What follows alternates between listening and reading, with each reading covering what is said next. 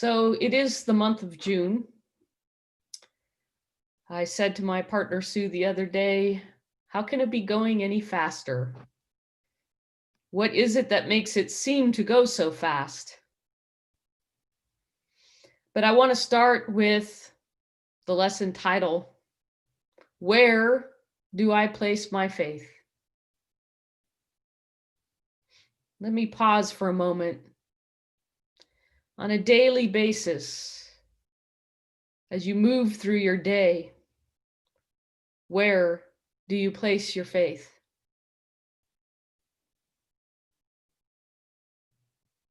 Hang on to that thought. We no doubt today live in unprecedented times. And you may be asking, is this times of trauma or times of awakening? The world has always constantly been changing. Change is natural. Now, we don't always lean into change. Matter of fact, we frequently resist it. But the river of life flows and change happens. It is always happening.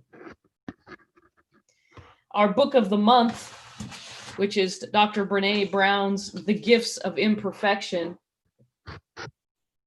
Let go of who you think you are supposed to be and embrace who you are. She writes, the universe is not short on wake-up calls. We're just too quick to hit the snooze button. Well, between COVID and many of the protests and the environment and the status of our nation, are we hitting the snooze button? Probably not. COVID has changed the world in unprecedented ways. It's been a massive change, unexpected really for the whole world in a short period of time. I'm sure COVID has touched you personally, either knowing, such as our beloved Janine, knowing other family and friends that may have been directly impacted by COVID, or your many changed routines, perhaps your job, your income, your connections in life, including our meeting together on Sundays to share our love and inspiration together face to face. COVID has caused us all to change. Trauma or awakening? And for insult to injury, watching the injustice done to George Floyd, among many other Blacks in recent times, trauma or awakening? You know, in my lifetime as an adult, I have never experienced so many protests.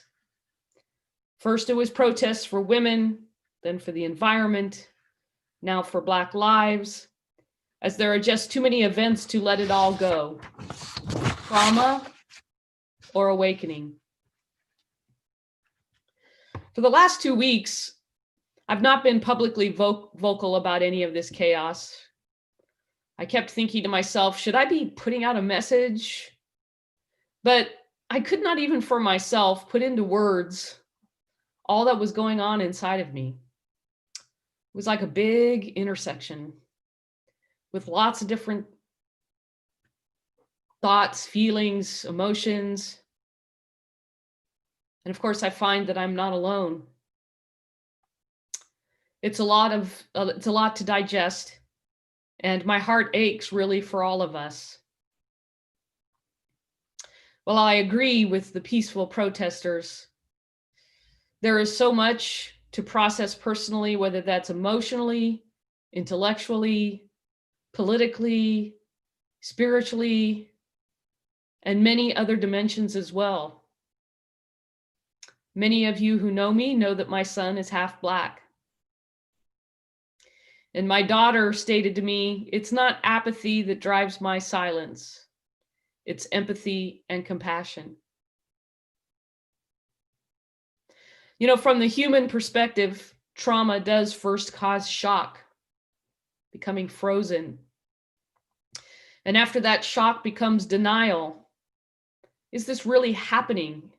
Is this all happening in America in 2020? Have we really come to this? And there are so many more feelings and questions that come out of that. And then maybe perhaps some anger, as demonstrated as we read the news. And we say, this cannot be tolerated. This is not okay. This is wrong. And this has to be stopped. So many feelings, so many thoughts, so many questions to process. We try to make it all make sense. We try to organize our thoughts and feelings about it all in order to try to communicate what it is that's going on. Trauma or awakening? Where do you place your faith? This has all certainly called me to more prayer and to more meditation. From a spiritual standpoint of view, are we awakening? Certainly, if one has the tools, one can see that this is human trauma pushing us to painfully birth something new. We're restless and unsettled. It's a push to awakening within ourselves where we need to be healed. It's certainly not time to sleep, humanity. It's all a wake-up call to see what is systematically not working. What will we stand for? Where do we place our faith? It's time to come together, and there's a lot of healing to be done. Now, I know for many right now, as I speak with people, there are a lot of quick reactions. What can I do? What can I do? And it's almost out of desperation. What can I do? And of course, healing does not come quick. Healing doesn't come on demand. This is an uncomfortable place that we are in, and it's calling for a deeper self-reflection, self-evaluation, self-transformation. Where are we at, and how do we want to change this inequitable for a more just society? What role do we want to play in this? Now, doing is important, but being is even more important. When we are clear who we want to be in the world, the power in our doing will be stronger and more impactful. So you must first know your truth and embody that truth. Meaning that I can go out and protest, but if I go out and do a protest with anger still brewing inside me, what am I likely to bring and get more of? More anger. It's like a boomerang, and it backfires. That's just spiritual law. What we put out expands. Now, don't get me wrong. There's nothing wrong with anger. It's how that anger is expressed that's important. To know that we are angry, to recognize that anger, to see the power, the passion, and the energy in that anger, and to then become conscious of that and express it through our unique, individualized expression of God, of spirit, of truth that is within us. And that will be then an act that will be powerful for good. But how do we want to be? We want to be a force for good and a force for peace and justice and equality. And if we protest with that sense of being, we will be stronger because we are aligned with the truth of our being, and therefore not so much in reacting and perhaps hurting others or releasing resentment or trying to get even. What I'm saying here is that the first step in all of this is getting centered in the truth of your being. Knowing how you want to show up in the world. Where and in what do you place your faith? in love or in fear. Be authentic in where you stand in all this, and then find what you are called to do. It will be revealed to you. Your authentic calling will be more powerful than just reacting. So for some, indeed, that authentic call is to protest. For some, it's to reach out and connect meaningfully with friends and family. For others, it is to donate to causes that have a focus, intention, a vision, and an organization to make systematic change. And for others, it can be a place to serve, or any combination of those. It's all needed, and we need to find that authentic call to make a difference. And you'll know it's authentic and you'll know it's powerful when you will find the creative ways, the juice that moves through you, the motivation that then expresses uniquely as you utilize your emotions for constructive change. Our book of the month couldn't be more perfect, The Gifts of Imperfection.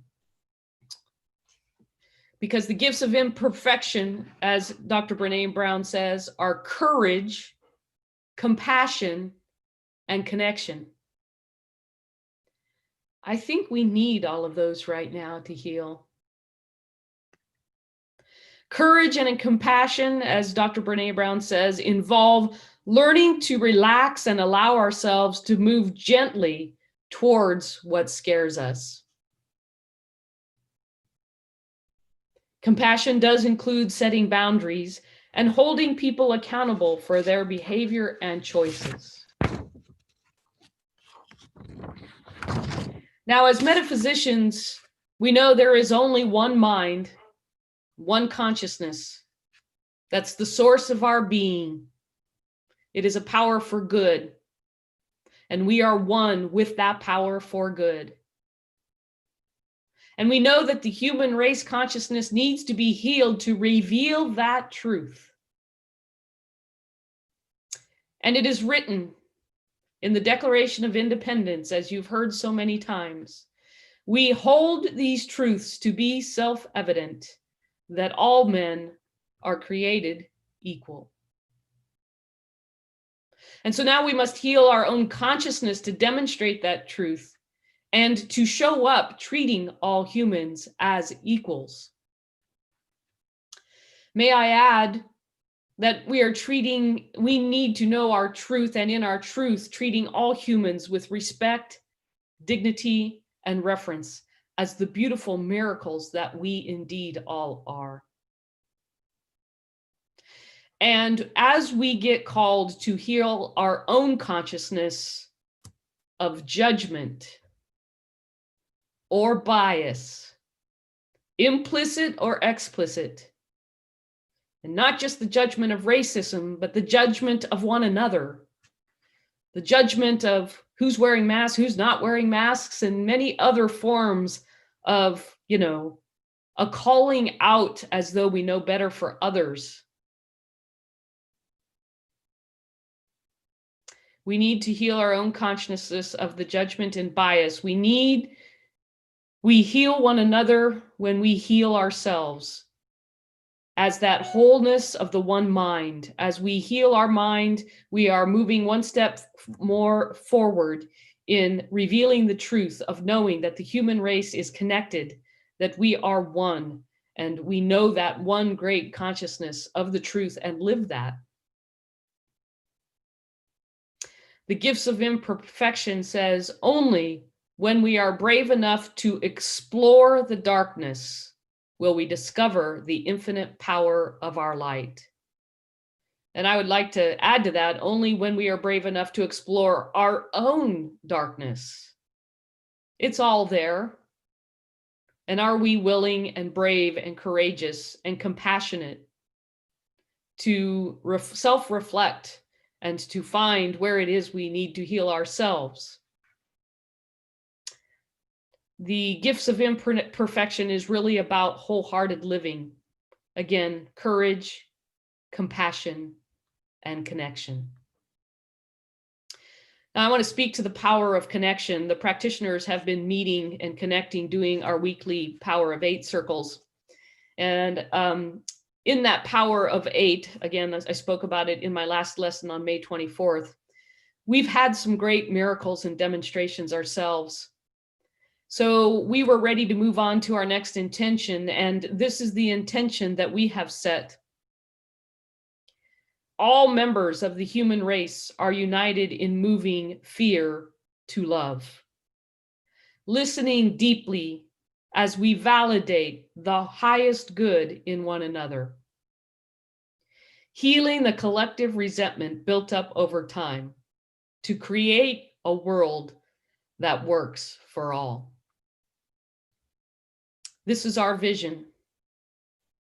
This is what we will, in the Power of Eight, use as our intention. And so where is it that we place our faith? Do we place our faith in the truth? Do we place our faith in hope and in visions? You know, we all need a vision. We all need a destination that we can agree on for the future. A place to move us, a vision that is powerful, a vision that calls us forward to live the truth. Now, I know for a fact that Dr. Martin Luther King did his prayers and meditation, not just because he said so and he was an upright, honest man, but because he had power. He spoke with power, "I have a dream." I am calling on his spirit in this present movement towards awakening us more and more to our systematic racism and opening ourselves to real change. And I know we all know these words, but together, as we come together in this inspirational service, it doesn't hurt to continue to remind ourselves and to come together in his vision for power, his vision, his power, and his love.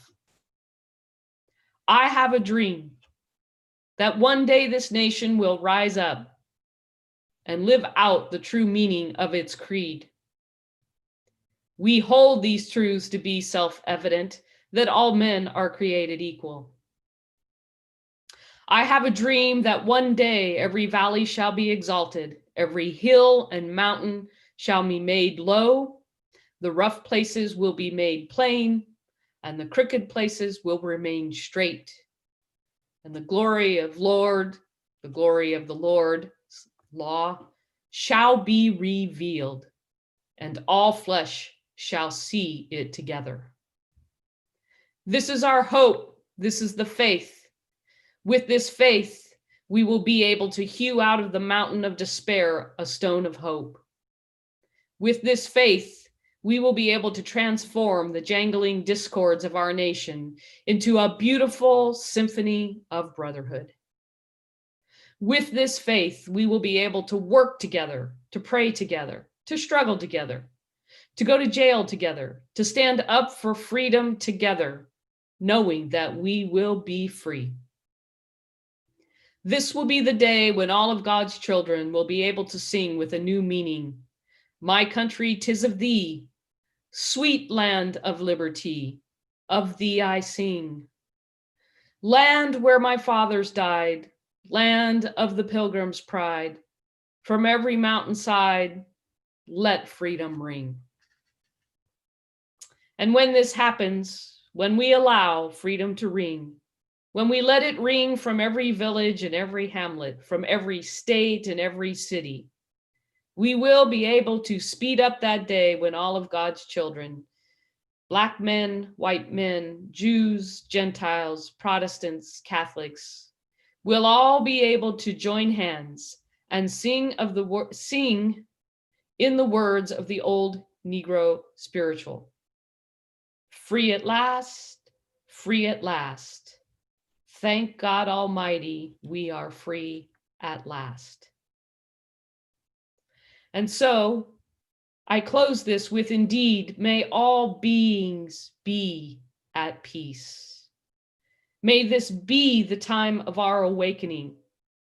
to embody our truth, to heal the systematic racism, to place our faith in love, not fear, to place that faith in love for one another. Where do you place your faith? Namaste.